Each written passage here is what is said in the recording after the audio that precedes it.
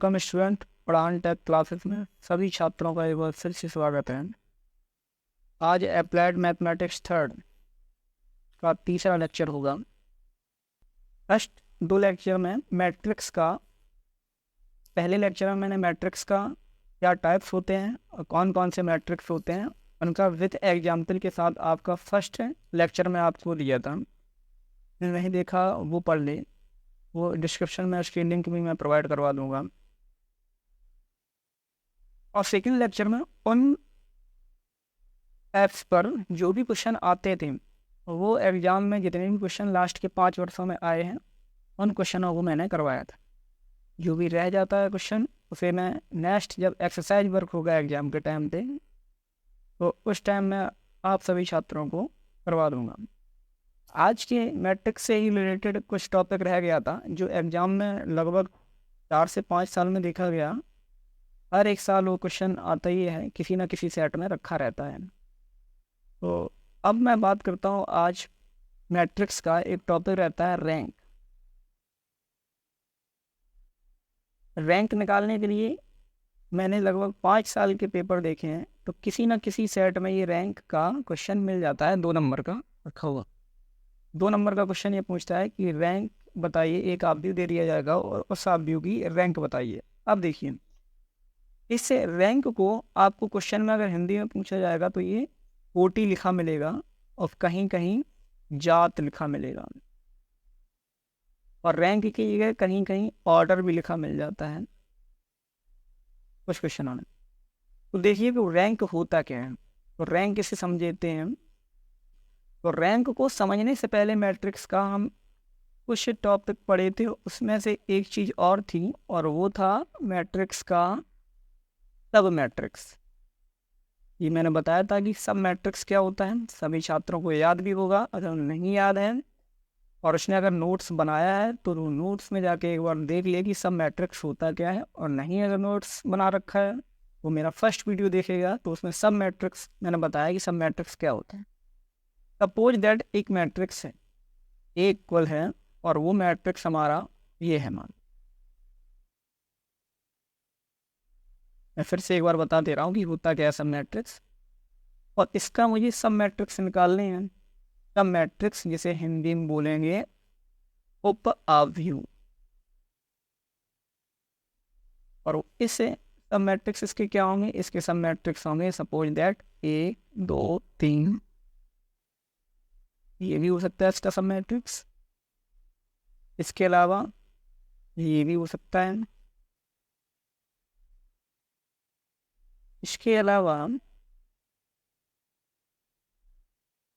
ये भी हो सकता है इसका सब मैट्रिक्स। इसके अलावा डॉट डॉट बहुत सारे, यानी कि अभी इसके सब मैट्रिक्स और ईटी से ये इसके सब मैट्रिक्स बन जाएंगे। यानी कि मैं ये कह सकता हूँ सब मैट्रिक्स बनाने के लिए कोई एक रो या कोई एक कॉलम को अगर हम छोड़ दें तो वो एक सब मैट्रिक्स होगा, या दोनों को छोड़ दें तब भी एक सब मैट्रिक्स होगा। ठीक है, तो अब सब मैट्रिक्स को मैंने इसलिए बताया है कि सब मैट्रिक्स से ही एक टॉपिक बनता है माइनर ऑफ मैट्रिक्स। इसे भी समझना, रैंक को समझने से पहले इन चीज़ों को समझना बहुत जरूरी। माइनर ऑफ मैट्रिक्स, और ये माइनर ऑफ मैट्रिक्स क्या होता है, तो देखिए माइनर यानी कि इसे हम कहेंगे हिंदी में आव्यूह का लघु सारणिक। लघु सारणिक, और वो लघु सारणिक क्या होता है, जैसे मैंने वही एक एग्जाम्पल लिया था। एक हमारा मैट्रिक्स था, वो यही था 4 5 6, ये इसके एलिमेंट्स हो गए, 3 by 3 का है। अब इसका हमें क्या चाहिए, माइनर चाहिए। तो माइनर जब भी माइनर निकालेंगे तो इसका माइनर निकालने के, या तो इसका माइनर एक तो ये भी हो जाएगा 1 2 3, यानी कि आपकी साढ़े की बात की जाएगी तो ये आपके माइनर, ये भी हो जाएगा, ये भी हो जाएगा, ये सब इसके बहुत सारे। ठीक है, अब इनका यूज कहाँ होगा, इनका यूज रैंक में करेंगे कि इन्हें कैसे इनका डिफाइन। अब ये हम लोग ये तो सीख गए पीछे वाले पीछे जो एग्जाम्पल लिया उससे भी हमें ये पता हो गया कि हाँ उप आव्यूह क्या होता है। इससे हमें ये पता चला कि उपसारक क्या होता है। तो अब मैं बात कर रहा था रैंक की, रैंक की बात कर रहा था। तो रैंक क्या होगा, इससे समझते हैं रैंक क्या होगा।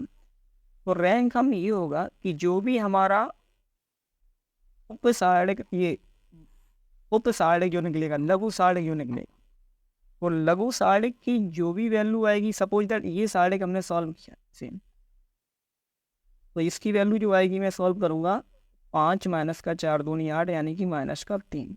इसे सॉल्व करूंगा तो क्या आएगा 12, और इसे सॉल्व करूंगा तो कितना होगा माइनस का 15 यानी कि माइनस का 3। तो मैं ये देख रहा हूँ कि इन सब लघु सारक की जो वैल्यू है कुछ ना कुछ आ रही है, चाहे वो माइनस में आ रही है या प्लस में आ रही है। तो रैंक को यहीं से समझा जा सकता है कि रैंक जो हम किसी भी आव्यूह की निकाल सकते हैं, उस रैंक को निकालने से पहले हम उस मैट्रिक्स के लघु सारक निकालते हैं, माइनर ऑफ ए मैट्रिक्स निकालते हैं, और उन माइनर ऑफ मैट्रिक्स में ऐसे मैट्रिक्स छांटते हैं, यानी कि ऐसे मैट्रिक्स दिखते हैं जिनकी वैल्यू जो है वो नॉन जीरो आए, यानी कि जिसका कुछ ना कुछ मान आए। तो ऐसे जितने भी उपसारक होंगे, जितने भी, 1 हो जाए 2 हो जाए 3, जितने भी हो जाए, और वो उसकी रैंक होगी। फिर से एक बार समझता हूँ रैंक क्या होगी। मैंने ये बोला कि यदि किसी भी आव्यूह की अगर हमें रैंक निकालनी हो, कोटि निकालनी हो, तो उसके हम उप यानी कि लघु सारक निकालते हैं। लघु सारक में उन लघु सारकों की वैल्यू जिनकी जीरो ना हो उन्हें हम काउंट करते हैं, यानी कि नॉन जीरो जितने भी लघु सारक निकलेंगे उनका जो मान होगा वो रैंक कहलाएगी। सपोज दैट आपने इस लघु सारक को निकाला और इसके यानी कि 6 लघु सारक निकले हैं, और 6 लघु सारक में हम आपके सपोज दैट तीन तीन जीरो आ गए और 3 की वैल्यू कुछ ना कुछ आ गई, तो रैंक आपकी क्या हो जाएगी 3 हो जाएगी। ठीक। दूसरा पहला पॉइंट तो ये समझे कि यदि हमारा लघु सारक होगा, उस लघु सारक के जो भी नॉन जीरो वैल्यू आएंगी वो हमारी रैंक कहलाएगी, पहला पॉइंट। दूसरा पॉइंट क्या है, मैं दूसरा पॉइंट भी बता, दूसरा पॉइंट देखो,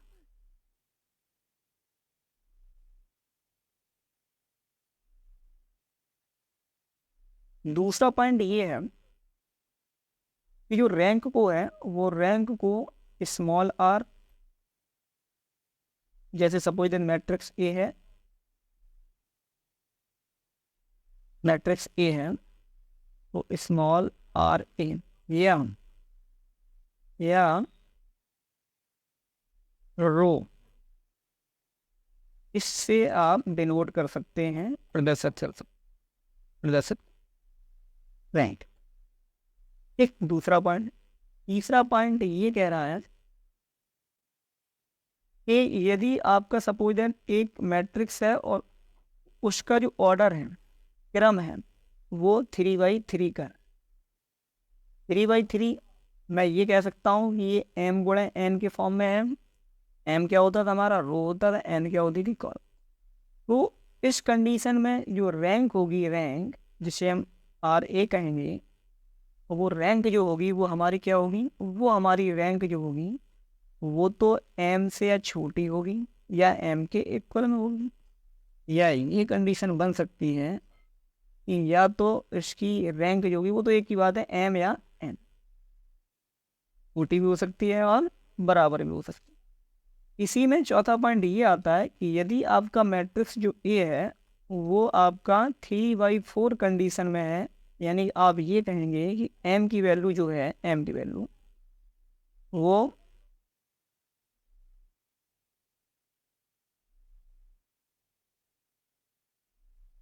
m की वैल्यू जो है वो 3 और n की वैल्यू जो है वो आपके पास 4।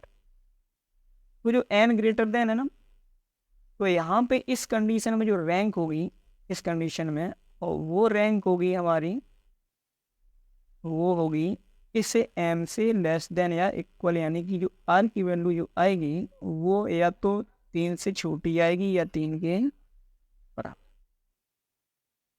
क्लियर है। पांचवा पॉइंट ये भी आता है एक, कि यदि जो मैट्रिक्स ए है वो 4/3 का है, यानी एम जो है एम गुणा एन, तो यहाँ जो रैंक होगी वो रैंक या तो एन से छोटी होगी या इक्वल में होगी, यानी कि इसका जो वैल्यू होगा वो या 3 के बराबर होगा या 3 से बड़ा।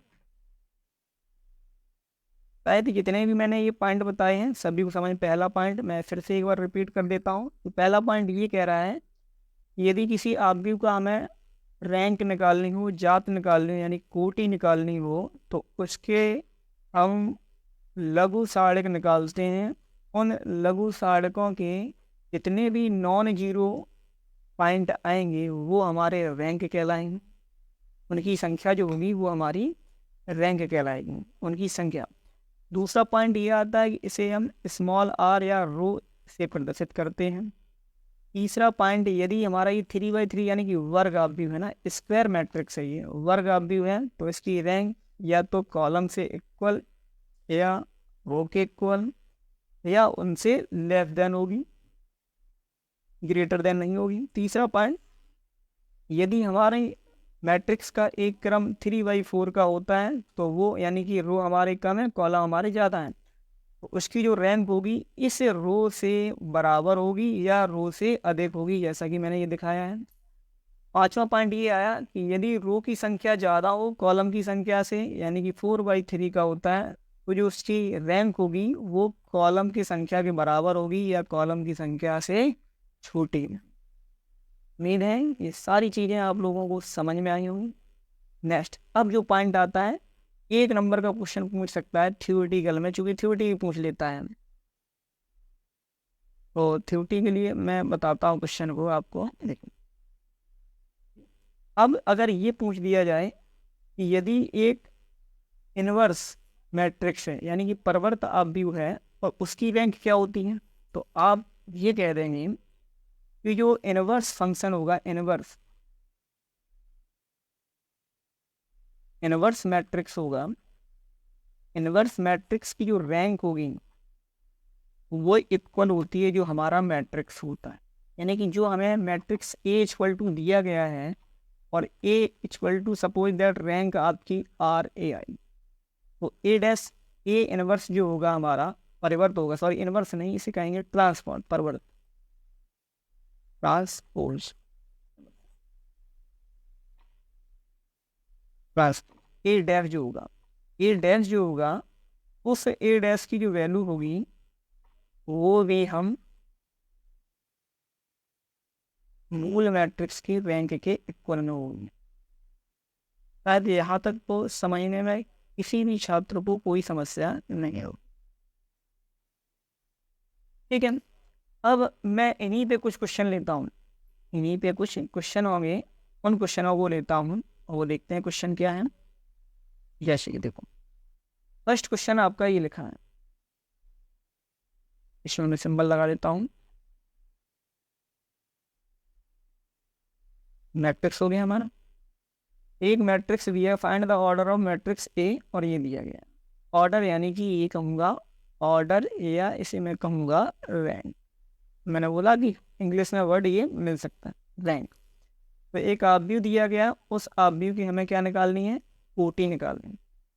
तो क्या करेंगे, देखो कोटि निकालने के लिए, तो अब ये कैसे पता चलेगा कि इसकी कोटि क्या है, क्योंकि ये जो मैट्रिक्स है, मैं लिख देता हूँ एक बार, ए इक्वल टू मैट्रिक्स जो हमारे पास है 1 2 -1 3 2 4 -4 7 -1 -2 -1 -2, और ये क्वेश्चन आया हुआ है। जितने भी मैं क्वेश्चन आपको सेशन में करवाता हूँ कहीं ना कहीं आपके किसी भी सेट में आए हुए रहते हैं। 2016 में आया UPBT में। अब देखिए, इसका अगर मैं क्रम पूछूंगा तो ये क्रम जो है उसका वो 3/4 का है। जैसा कि मैंने पीछे बताया है, यदि इसका क्रम 3/4 का है तो जो इसकी रैंक निकलनी चाहिए और वो रैंक हमारी क्या होगी, वो रैंक हमारे इस 3 के इक्वल में होगी या इस 3 के लेस देन होगी। बट हमें क्या चाहिए, एक्यूरेट चाहिए कि इसकी रैंक एक्यूरेट होगी कैसे। तो वो देखिए कैसे निकालते हैं। उसके लिए इसे थोड़ा सॉल्व करते हैं। सॉल्व कैसे करेंगे, सॉल्व करने का तरीका आप सभी छात्रों को मैं बता दूं कि जब भी सॉल्व करेंगे तो आप जो भी फर्स्ट रो दी गई है, फर्स्ट रो, और फर्स्ट रो का फर्स्ट एलिमेंट 1 हो, इसका विशेष ध्यान रखेंगे कि फर्स्ट रो का फर्स्ट एलिमेंट 100 हो, यानी कि 1 हो। इसके अलावा फिर जो करेंगे वो यही, इसका विकर्ण देखेंगे। अगर हम इसका विकर्ण नापें तो लगभग ये होगा, हमारा ये विकर्ण होगा। यानी कि मैं अगर विकर्ण की बात करूंगा तो ये इनके विकर्ण होंगे इस टाइप में।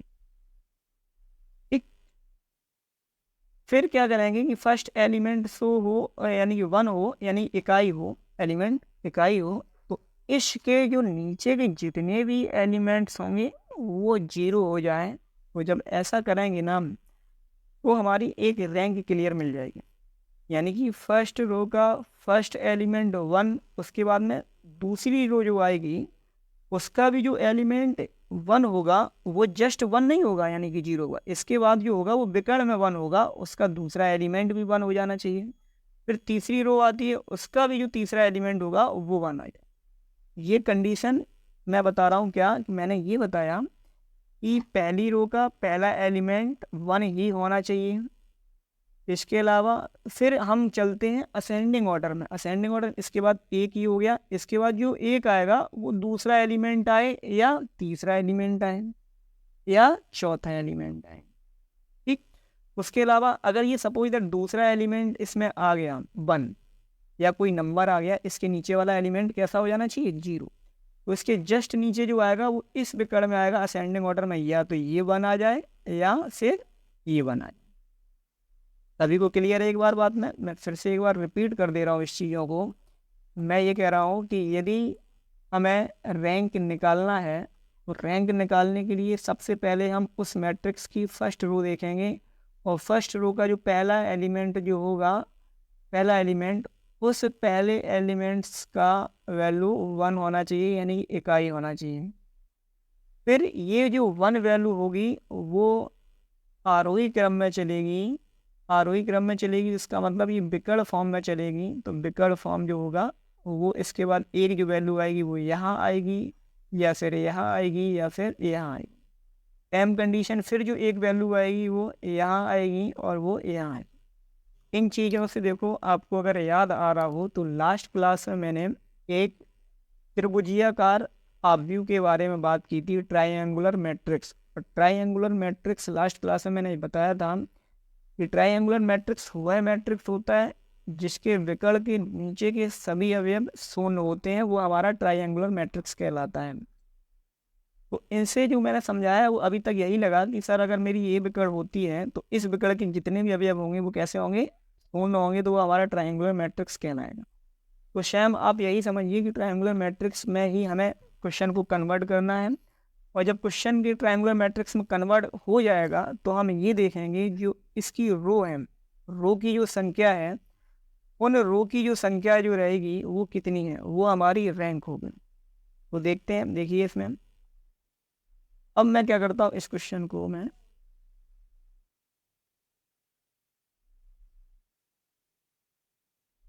ठीक, अब देखिए क्या कि मैं इस अवयव को तो एक है, इसे मैं 0 करना चाहूँगा। तो 0 जब करूँगा तो क्या होगा, इसे आप सब्ट्रैक्ट कर देंगे ऐसे। ये कौन सी रो है, ये रो है हमारी रो 2। और रो 2 को मैं ये कर रहा हूँ कि यदि मैं रो 2 में एक काम करता हूँ, अगर इसे मैं 0 करूँगा, ये तो पहले से हमारा 1 है, तो 0 करूँगा। तो 0 करने के लिए क्या होगा, यदि फर्स्ट रो में अगर मैं 2 का मल्टीपल कर दूँ, फर्स्ट रो में 2 का मल्टीपल कर दूँ और इसके साथ घटा दूँ, किसके साथ, R2, दूसरी रो के साथ, तो ये वैल्यू क्या हो जाएगी, 0। थोड़ा अपना माइंड को दिमाग में रखना। मैंने क्या किया है, मैंने ये किया कि फर्स्ट रो में कोई चेंजमेंट मैंने नहीं लाया है। इसमें क्या किया मैंने कि इस वाली रो में 2 का गुणा किया, तो 2 का गुणा करेंगे ये हो जाएगा 2, और 2 को 2 से घटाया हुआ तो क्या हो जाएगा, 0। इसमें 2 का गुणा करेंगे तो कितना हो जाएगा, 4, और 4 को 4 से घटाओगे कितना हो जाएगा, 0। इसमें गुणा करोगे तो माइनस का 2 होगा, माइनस का ये 2 होगा, और ये जब माइनस का 2 वैल्यू यहाँ रखी जाएगी तो ये प्लस की 2 हो जाएगी प्लस की 2 ये, और माइनस का 4 ये, तो यानी कि वैल्यू कितनी बचेगी, माइनस का 2। यहाँ से 2 का गुणा करेंगे तो 6 हो जाएगा, और 6 में से 7 घटेगा तो कितना बचेगा। ये फर्स्ट रो की बात होगी।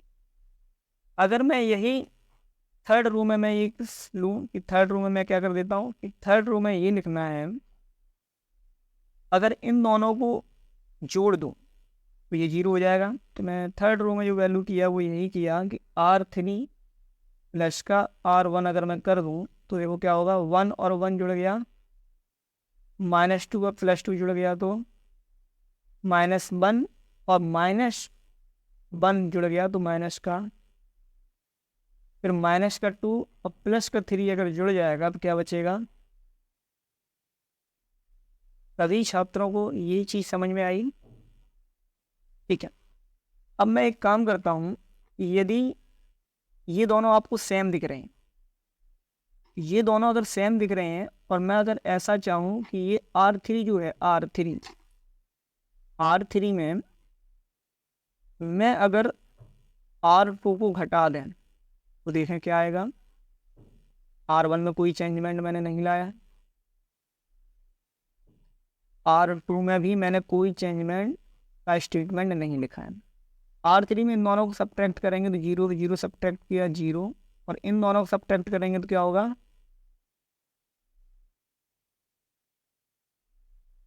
असेंडिंग ऑर्डर हो गया। मैंने यही बोला था कि पहला जो एलिमेंट्स होगा वो 1 हो, उसके अलावा फिर हमारा असेंडिंग ऑर्डर में 1 होता हुआ चला जाएगा।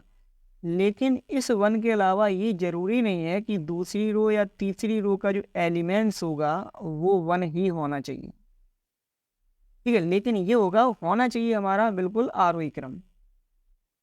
क्लियर होगी सभी छात्रों को बात है। तो अब इसकी मुझे रैंक अगर छात्र बताएंगे तो रैंक बता देंगे कि इसकी जो रैंक होगी वो सर रैंक होगी कि इसमें इस मैट्रिक्स में 2 ऐसी रो हैं जिनमें नॉन जीरो रो है। थर्ड रो है, उसके सभी एलिमेंट्स 0 हो गए, तो नॉन जीरो जो रो की संख्या होगी वो हमारा मैट्रिक्स की रैंक कहलाती है, रो मैट्रिक्स की रैंक क्या हो गई, 2। सभी छात्रों को समझ में आया होगा, ठीक है। नेक्स्ट क्वेश्चन देखते हैं।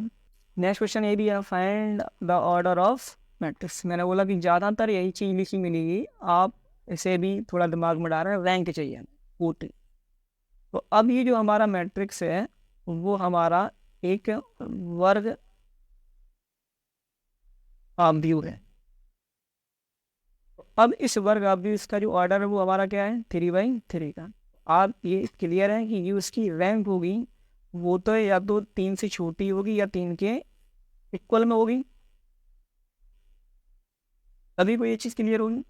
अब निकलेगी कैसे वो देखिए। अब देखो मैं यहीं से इसका सॉल्यूशन करता हूँ। तो इस मैट्रिक्स को मैं देखो, या तो ये तरीका है कि आप ये देख पा रहे हैं, 1 और 1 से समझ में आया कि पहला एलिमेंट हमारा 1 है, नो प्रॉब्लम। दूसरा एलिमेंट हमारा 0 होना चाहिए। इसके अलावा अगर ये 0 होता है, यहाँ कोई नंबर आता तो इसके 2 एलिमेंट्स 0 होने चाहिए। यानी कुल मिला के इसका जो विकर्ण होगा, इस विकर्ण के नीचे के जितने भी अवयव होंगे वो हमारे शून्य होने चाहिए। ये हमारी पहली प्रायोरिटी रहे, ठीक है। तो अब इन्हें देखो सॉल्व करते हैं। 1 2 3 1 4 2 2 6 5। अब देखिए इसका मैं ये वाला अगर एलिमेंट्स में 0 करूं तो क्या करेंगे, हम ये लिखेंगे कि R2 ये है, और R2 में मैं क्या कर दे रहा हूँ कि R1 को सब्ट्रैक्ट कर दे रहा हूँ। R3 का ये एलिमेंट्स और ये एलिमेंट्स अगर मैं 0 कर रहा हूँ तो आप ये देखेंगे कि यदि मैं 1 और 1 जोड़ दूँ 2 हो जाएंगे, और 2 में फिर 2 घटा देंगे 0 हो जाएगा। यानी कि मैं ये कह सकता हूँ कि R1 और R2 को अगर मैं जोड़ के R3 से सब्ट्रैक्ट कर दूँ तो सॉल्व हो जाएगा हमारा। यानी कि ये जो दोनों नीचे के हैं ये हमारे 0 हो जाएंगे। 1 और 1 2, 4 और 2 6, और घट जाएंगे तो हमारे 0 हो जाएंगे। इस स्टेटमेंट को मैं अप्लाई करता हूँ। देखिए पहली रो में कोई चेंजमेंट मैंने नहीं दिया है, दूसरी रो में मैंने क्या किया है कि R2 माइनस का R1, इसमें से इसे घटाएंगे तो क्या होगा, 4 में से 2 घटाएंगे तो क्या होगा, 2 में से 3 घटाएंगे तो क्या होगा, माइनस का। अब तीसरा स्टेटमेंट तीसरी रो के लिए क्या है कि R1 R2 को जोड़ना है, यही इसी क्वेश्चन में करेंगे। नहीं, आप ये सोचें कि R1 R2 इनको जोड़ना है, इनको नहीं, इसी स्टेटमेंट जहाँ ये स्टेटमेंट लिख रहे हैं वहीं अप्लाई होगा। 1 और 1 को जोड़ा तो हो गया 2, और 2 में से 2 घटाया तो कितना बचा, 4, और 2 को जोड़ा तो 6 हो गया, 6 में से 6 को घटाया तो इसी प्रकार 2 और 3 को जोड़ा 5, और 5 में से 5 को घटाया तो आसान था। अब आप बता भी सकते हैं कि इसकी रैंक क्या होगी, अभी कमेंट में बताएं कितनी रैंक है इसकी। इसकी जो रैंक निकली क्वेश्चन नंबर 2 की, वो रैंक है हमारी कितनी, हम देखिए। यहीं पे मैं एक और छोटा सा टॉपिक बता देता हूँ, शून्यता।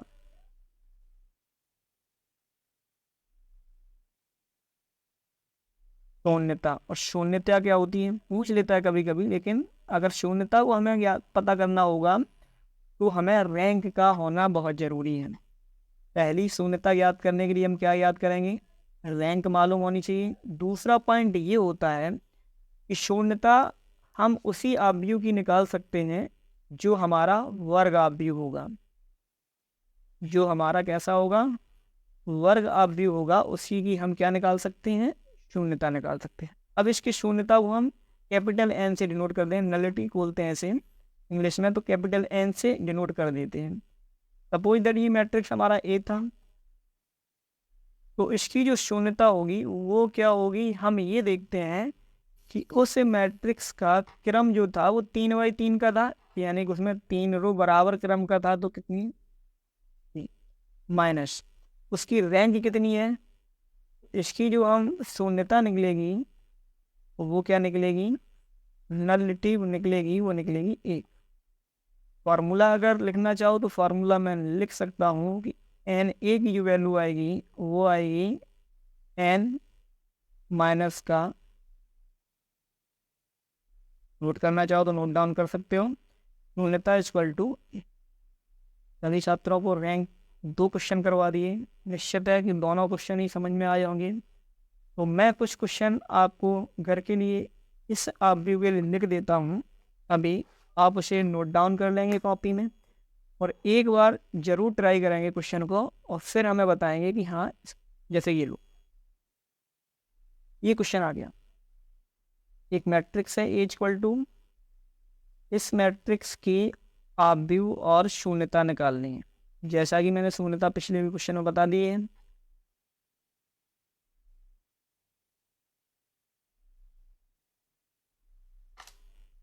तो निकाल लेंगे सभी छात्र, निकाल के मुझे शून्यता जरूर कमेंट में स्टूडेंट मुझे शेयर करें कि शून्यता इस क्वेश्चन की कितनी निकली है। ठीक है, इस क्वेश्चन को मैं छोड़ रहा हूँ, अगर नहीं आता है तो फिर भी मुझे कमेंट करके बताएं तो मैं इस क्वेश्चन को करवा दूँ। फोर्थ क्वेश्चन देखिए, फोर्थ क्वेश्चन देखिए, एक बार ध्यान से पढ़ेंगे सभी लोग। और उसमें क्या लिखा है, आपको लिख रखा है एक आव्यूह दिया गया है और इस आव्यूह को सोपानक रूप में परिवर्तित कर कोटि ज्ञात करना। अब ये सोपानक रूप क्या हो जाता है, देखिए, तो सोपानक रूप यानी कि जिसे हम इंग्लिश में बोलेंगे एसोलन, एसो, थोड़ा इंग्लिश का वर्ड हिंदी का वर्ड टफ है, तो इंग्लिश का वर्ड से हम थोड़ा find the order of the converting the matrix, ये भी क्वेश्चन आया हुआ है, ये लास्ट ईयर यानी कि 2022 में आया हुआ है। अब ये एसोलन फॉर्म में कन्वर्ट कैसे करेंगे, तो एसोलन फॉर्म को कन्वर्ट करने के लिए कुछ पॉइंट रहते हैं जिन्हें हम याद रखते हैं। जैसे कि पहला पॉइंट जो हम अभी रैंक में निकालते हुए आए हैं, और वो पॉइंट ये है कि सबसे पहला हमने ये देखा था पीछे की लास्ट क्वेश्चन में, मैंने ये सभी क्वेश्चनों में देखा है, जैसे ही मैंने देखा, तो ये सबसे ज़्यादा जीरो वाली जो भी हमारी रो होती थी वो सबसे नीचे लिखी जाती थी, फिर उसके ऊपर कम जीरो वाली, फिर उसके ऊपर और कम वाली, फिर उसके ऊपर और कम वाली, ऐसा हमने देखा है पीछे जो भी हमने 2 से 3 क्वेश्चन किए। तो बस एसएलन फॉर्म यही हो जाता है। ये मैं पहले ही बता चुका हूँ आपको कि जो फर्स्ट रो का पहला पॉइंट रो का यानी कि फर्स्ट रो का, जैसे मैं कहूँगा फर्स्ट रो का जो पहला एलिमेंट होगा, फर्स्ट एलिमेंट जो होगा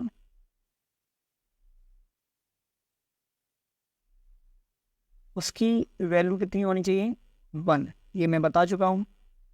दूसरा पॉइंट ये बता चुका हूँ कि जो भी 0 रो होंगी, 0 रो वाले जिनकी वैल्यू 0 रो होंगी, ज़्यादा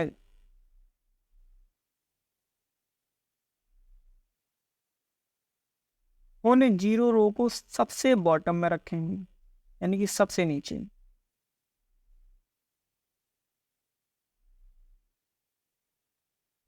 दूसरा पॉइंट। तीसरा पॉइंट ये आ जाता है जो हमारी रो होंगी यानी पंक्तियां होंगी, उन्हें हम आरोही क्रम में लिखेंगे।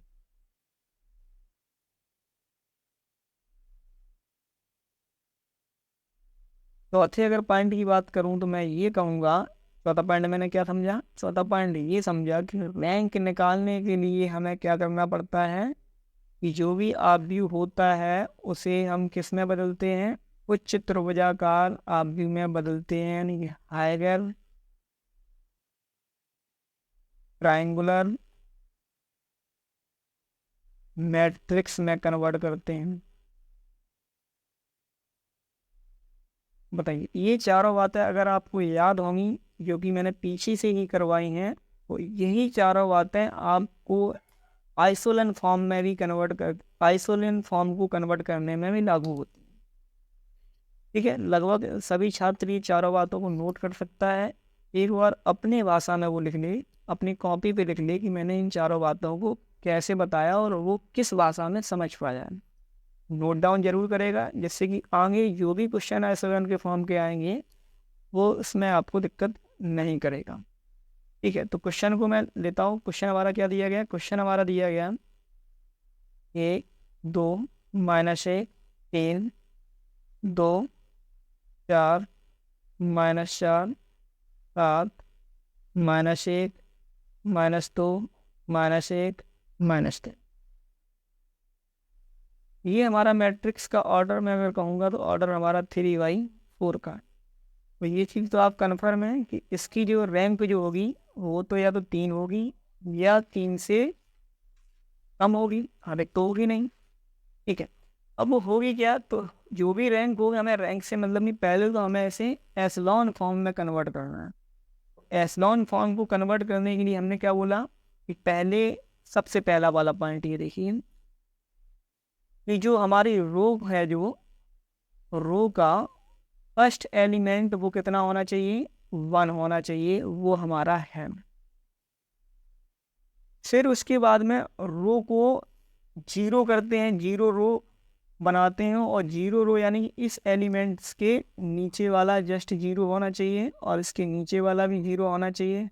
और जब ये 0 होगा तो सबसे ज़्यादा जिस रो में एलिमेंट्स 0 होंगे उन्हें हम आरोही क्रम में रखेंगे, यानी सबसे ज़्यादा जो होंगी वो सबसे नीचे, फिर उससे कम वो उसके ऊपर, फिर उससे कम वो उसके ऊपर, यानी उन्हें किस में रखेंगे?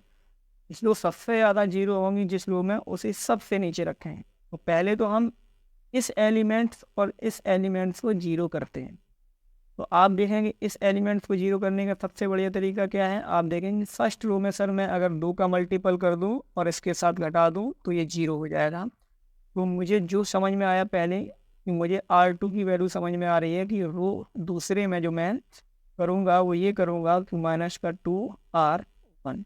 अगर मैं ऐसी कंडीशन करता हूँ तो आप देखेंगे क्या आएगा यहाँ आएगा पहली रो में कोई चेंजमेंट नहीं, क्योंकि हमारा पहला एलिमेंट्स 0 है। यहाँ मैंने क्या 2 का गुणा किया और इसके साथ घटा दिया। 2 का गुणा करेंगे तो 4 हो जाएगा और घटा देंगे तो 2 का गुणा करेंगे तो -2 होगा और इसके साथ जो घटाएंगे तो क्या बचेगा? माइनस का। समझ में आ जाना चाहिए सभी छात्रों को ये कैसे हुआ। देखो इस जगह की बात करता हूँ, R2 की जगह -4 है, -2 R1 की जगह वैल्यू क्या है? माइनस का 1, और ये माइनस माइनस क्या हो जाएगा, प्लस, यानी कि प्लस का 2 माइनस का 4, वैल्यू क्या बचेगी, माइनस का 2। अब इसमें देखो 7 में इसमें 2 का गुणा करेंगे 6 हो जाएगा, और 6 में से 7 घटेगा तो क्या बचेगा, 1। क्लियर है सभी छात्रों को? ठीक है। अब इसका ये जीरो अगर करें तो मैं क्या करूँ कि इन और इससे दोनों को मैं अगर जोड़ दूँ, दोनों को अगर मैं जोड़ दूँ किसे, R3, मैं ये काम करता हूँ कि R3 प्लस का R1 को ही जोड़ दूँ यहीं इसी जगह, तो क्या -1 + 1 जुड़ के क्या बनेगा, -2 + 2 मिलके क्या बनेगा, -1, और ये -1 दोनों को अगर जोड़ेंगे तो क्या बनेगा, -2, -2 और +3 जोड़ेंगे तो क्या होगा, बताइए यहाँ तक कोई दिक्कत? अब ये देखिए, अब कुछ स्टूडेंट ये कह रहे हैं सर मुझे रैंक मिल गई क्योंकि इस एलिमेंट्स के नीचे वाले जो भी अवयव हैं वो हमें शून्य हो गए, बट मैंने एक और स्टेटमेंट ये लिखा है, और ये स्टेटमेंट क्या था, जो रो होंगी वो आरोही क्रम में होंगी, यानी ये तो एक हो गया, इसके अलावा ये भी हो गया, ये भी बात बिल्कुल सही है, लेकिन इस एलिमेंट्स के नीचे वाला एलिमेंट्स कैसा होना चाहिए, 0 होना चाहिए, फिर ये होगा बिल्कुल आरोही क्रम में। तो ये 0 करने के लिए क्या करें, इन्हीं और इन्हीं को जोड़ दें, यानी कि मैं ये करता हूँ कि R3 में अगर मैं इसके नीचे वाले एलिमेंट्स को अगर 0 करूँगा तो R3 प्लस का R2 को जोड़ दिया जाए। अगर मैं जोड़ देता हूँ तो देखो क्या होगा, दोनों रो वैसे की वैसी लिखी हैं, इन दोनों को जोड़ दिया 0, इन दोनों को जोड़ दिया 0, इन दोनों को जोड़ दिया तो, और इन दोनों को जोड़ना नहीं, सॉरी घटाना है, चूंकि जोड़ देंगे तो ये -4 हो जाएंगे, घटा देते हैं, -2 से घटाएंगे, ये -2 माइनस का, ये -2 माइनस माइनस हो जाएगा प्लस, तो क्या बचेगा 0, इन दोनों को घटाएंगे तो क्या होगा, अब बताइए। अब तो ये बिल्कुल ऑर्डर क्लियर है, जो मैंने ये बातें लिखी हैं चारों वो इस पर लागू हो रही हैं। पहली जो बात लिखी, फर्स्ट रो का फर्स्ट एलिमेंट 1 होना चाहिए, 0 रो को बॉटम में रखें, जो सबसे ज़्यादा 0 होंगी वो बॉटम में है, फिर उन रो को आरोही क्रम में लिखें, यानी कि उससे बड़ा फिर उससे बड़ा, ठीक। और फिर तीसरी चौथी बात क्या है, रैंक निकालने के लिए हाइगर ट्रायंगुलर मैट्रिक्स में कन्वर्ट करना पड़ता है, तो यानी कि हाइगर ट्रायंगुलर में कन्वर्ट करने के लिए जो भी हमारा मैट्रिक्स का विकर्ण होता था उस विकर्ण के नीचे के अवयव कैसे होते थे, शून्य, ये विकर्ण ही तो होगा इसका, उसके अवयव कैसे हैं, शून्य। तो इसका आप सभी छात्र कमेंट करके बता दें, इसकी जो रैंक होगी वो कितनी होगी, वो मैं छोड़ रहा हूँ, आप अब बता देंगे कितना हो। क्लियर है? ये भी एसलॉन फॉर्म आपको कन्फर्म हो, सभी छात्रों को समझ में आया होगा। ठीक है, अब एसलॉन फॉर्म के कुछ मैं क्वेश्चन दे देता हूँ आपको, जो आपको घर से करके लाता हूँ, घर से करके आप मुझे कमेंट में करेंगे, और कुछ जो क्लास में दिखा पाते हैं क्लास में मुझे दिखा दें। देखिए नेक्स्ट क्वेश्चन देखते हैं, तो एक मैट्रिक्स दिया गया और मैट्रिक्स 1 2 3 2 3 5 3 5 8 ये मैट्रिक्स है। ये क्या कह रहा है कि सामान्य रूप, अभी तो हमने एसलॉन रूप पढ़ा, फॉर्म पढ़ा, अब ये आ गया नॉर्मल। नॉर्मल कह रहा है converting the matrix into the normal form. अब ये नॉर्मल फॉर्म क्या होता है, तो देखिए नॉर्मल फॉर्म जो होता है उसे हम कहेंगे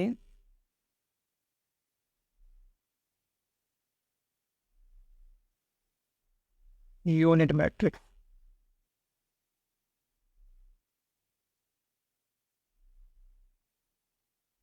यूनिट मैट्रिक्स।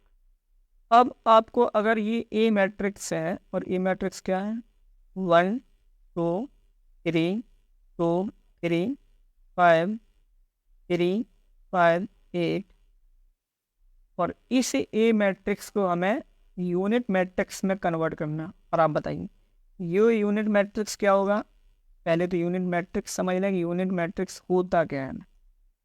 इसका ऑर्डर 3 by 3 का है क्रम, तो इसका जो यूनिट मैट्रिक्स होगा वो ये होगा।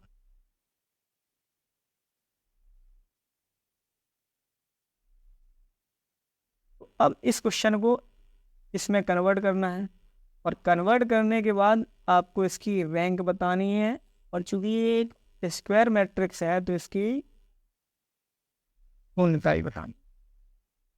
जो स्टूडेंट कर सकते हैं वो एक बार इसे ट्राई करें, तो बाकी मैं करवा देता हूँ। देखिए सामने, तो देखते हैं इस क्वेश्चन को क्या करता हूँ। पहले मैं लिख लेता हूँ एक बार फिर से।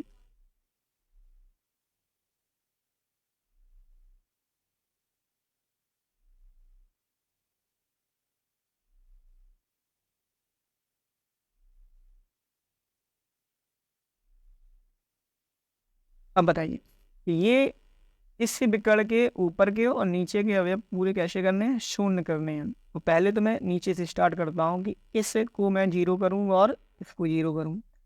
तो इस एलिमेंट्स को जीरो करने का तरीका क्या है कि मैं इस पहली रो में 2 का गुणा करूँ और इसके साथ घटा दूँ, तो हमारा जीरो हो जाएगा। दूसरा पॉइंट ये कि इसे जीरो करने का तरीका ये है कि ये रो और ये रो को अगर मैं जोड़ दूँ, 2 और 1 3 हो जाएगा और ये जीरो हो जाएगा, बिल्कुल हो जाएगा। तो यही करता हूँ, क्या करता हूँ कि R2 में मैं ये स्टेटमेंट दे रहा हूँ कि R2 माइनस का R1, और R3 में ये स्टेटमेंट दे रहा हूँ R3 माइनस का, सॉरी R3 में स्टेटमेंट जो दूंगा वो ये दूंगा कि R1 प्लस का R2 माइनस का R3। तो यहाँ देखिए स्टेटमेंट लागू करते हैं इस पर। तो पहला रो में कोई चेंजमेंट नहीं किया, दूसरी रो में क्या किया कि दो, यानी कि रो दूसरे में से पहली रो को घटाना है, तो क्या हुआ, 1 हुआ, हो जाएगा घटके, नहीं बनी तो आया ना। तो क्या करता हूँ उसमें 2 का मल्टीपल करते, पहली रो में 2 का मल्टीपल करेंगे और इसके साथ घटाएंगे तो वैल्यू क्या आएगी, इसमें 2 का मल्टीपल करेंगे और इसके साथ घटाएंगे तो कितना आएगा, इसमें 2 का मल्टीपल करेंगे और इसके साथ घटाएंगे तो क्या आएगा। अब देखिए इन दोनों को जोड़ा और इसके साथ घटाया, तीसरे स्टेटमेंट जीरो हो जाएगा। इन दोनों को घटाया और इसके साथ घटाया तो क्या हो जाएगा, जीरो हो जाएगा। इन दोनों को घटाया और इसके साथ, किसी भी शब्द को कोई समस्या। अब ये हमारा क्या बनाना था, हमें सामान्य रूप में कन्वर्ट करना था। सामान्य रूप में, अब देखो अभी तक मैंने देखा है कि पूरा मैट्रिक्स मैंने रो के फॉर्म में ही कन्वर्ट किया है। जब भी नॉर्मल फॉर्म की बात आ जाएगी तो नॉर्मल फॉर्म में अगर एक बार आपने ये अप्लाई कर दिया तो अब आप कॉलम फॉर्म से भी कर सकते हैं इसे, क्योंकि हमें तो जीरो करना है। तो देखिए, तो कॉलम फॉर्म को करने के लिए मैं देखो करता हूँ। अब मैं इसे अगर ये तो शून्य आ गया और हमें यूनिट मैट्रिक्स में कन्वर्ट करना था, कोई बात नहीं, आ गया तो आ गया, हमारा यही दोनों हो जाएंगे। अब देखिए इन्हें सॉल्व करते हैं। तो अगर मैं इसे जीरो करूं तो ये कैसे जीरो होगा, ये जीरो ऐसे होगा कि इसमें अगर 2 का गुणा कर दूं और इसके साथ घटा दूं तो क्या होगा, मैं ये कर रहा हूँ कि रो फर्स्ट में मैं ये चेंजमेंट कर रहा हूँ कि रो फर्स्ट और प्लस 2 रो 2 का गुणा। तो यहाँ बताइए क्या होगा, यहाँ होगा 1, यानी कि 2 का गुणा इसके साथ करेंगे तो जीरो रहेगा, तो 1 का 1 ही रहेगा। यहाँ 2 का गुणा करेंगे और इसके साथ जोड़ेंगे तो क्या होगा, जीरो हो जाएगा। यहाँ 2 का गुणा करेंगे और इसके साथ जोड़ेंगे तो क्या होगा, ये जैसा फॉर्म लिखा है लिखा है।